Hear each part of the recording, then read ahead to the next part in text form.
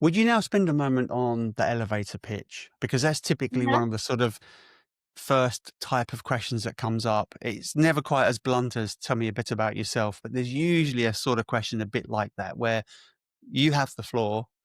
You can go, "Yeah, I wear glasses," or you can go on for half an hour and talk about your first pet and all the rest of it. How do you prep that? And what's a good length of time? What's the sort of core base things that I should cover in my "Tell me a bit about yourself"? So, you want to really be sensory aware when you're giving your Okay. elevator pitch, right? Because that will guide you as to whether you are taking too long or speaking too rapidly, which Yeah. tends to be most common because it's one of your first answers. So it's like, hey, no, you kind of start off really, you've just done your breathing and then the Zoom starts. Let me tell you And everything I can about me. Let me tell you everything about me. I've got so much to tell you. every single thing. So, yes. So I would. There's some structure that I normally tell people when I coach people through my role, which is try to demonstrate a little bit about your personality, right? Because people are buying skills from people, right? The interview process is an assessment of you as a person. So you've got to Yep. give it some personality. And that's either through the way you communicate or telling people the way you are. A snapshot of your experience. So, what is your experience in one or two lines maximum? Okay. So, this isn't your career history step by step by step by step. And then I Okay. went here, and then I did this, and then Uh-huh. I moved there, and then I did this. Ugh, If yeah. they want that, they will say, talk me through your career history Yes. step by Yep. step. If they Yep. want that detail. Okay. So, a snapshot summary. Personality, experience, skills, a quick synopsis of what your best skills are. So I have really strong leadership skills. I'm particularly skills at creating a vision and then motivating teams to run projects that help us to achieve our vision. Maybe. Okay. Yep. So, what is your skill set, personality, experience, skills? Why you're there today is always a nice one. So, I'm here today because I am moving from X organization and wanting to expand my skills in this new organizational role. And then, like, finish it with something a bit interesting about you, your uniqueness, right? We're all unique. Everyone's got something individual to themselves.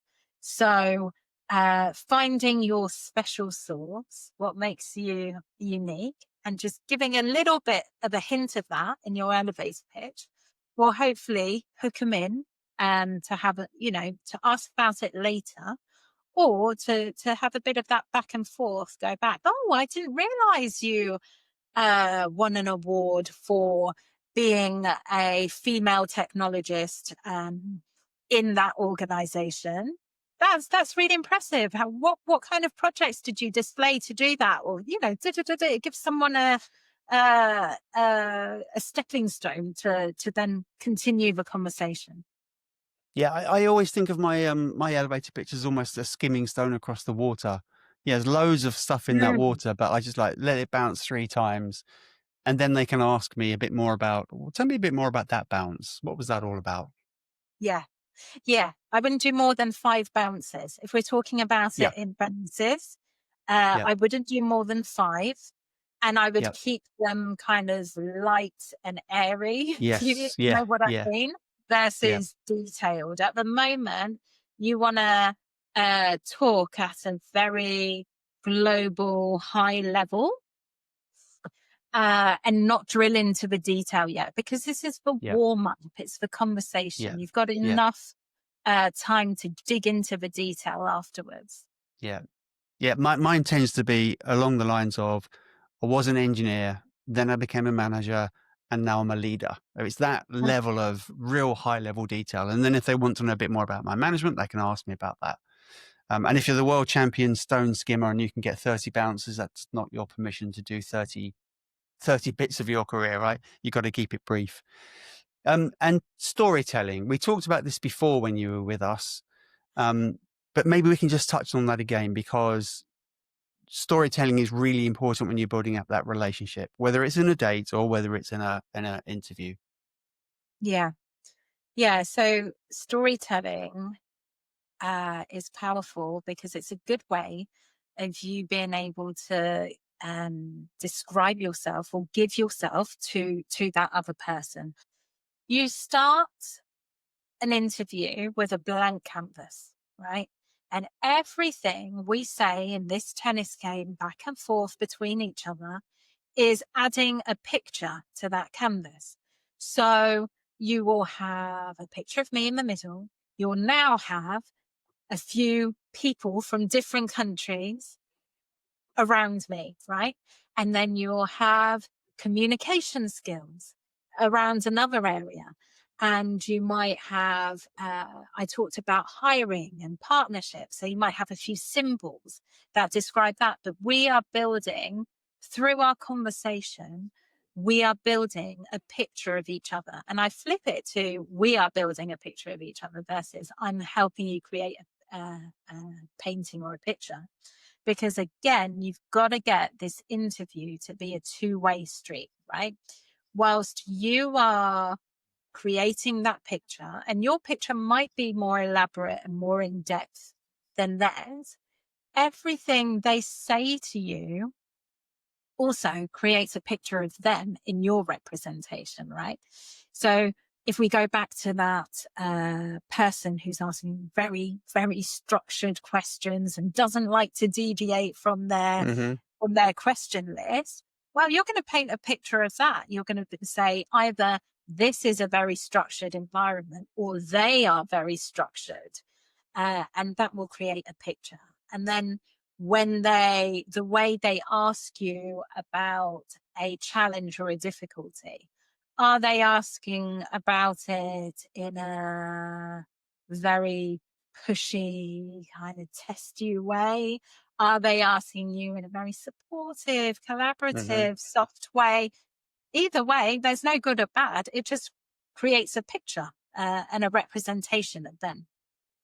And of course, as you're painting that picture, I love that analogy you've got with you in the middle and then these sort of blocks around you. As you paint it, you're not necessarily going into a huge amount of detail, but you are inviting me to ask for the detail. So if I'm interested in hiring, for example, I now know it's there and I can now ask you questions about hiring. Yes, and we will drill down on different areas. And this is where it's good to think about the way you communicate, the structure at which you communicate. So some people naturally like to talk at a very global, high level, summary level.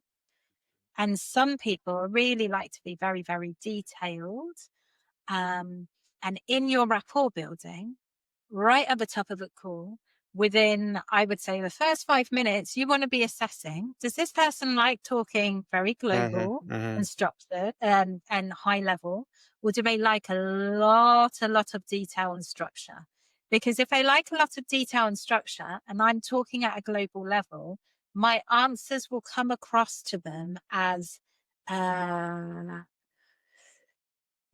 maybe not prepared, Yep. not comprehensive, and non-effective, hasn't ticked Or all the that you don't have the experience skills that they're looking for. And so you yeah, actually, you're deliberately cutting yourself out of the job. mm, Yep. not enough substance, right? Yep. They come away thinking not enough substance there. So yes, so thinking about how you naturally talk is important because we each have our natural style.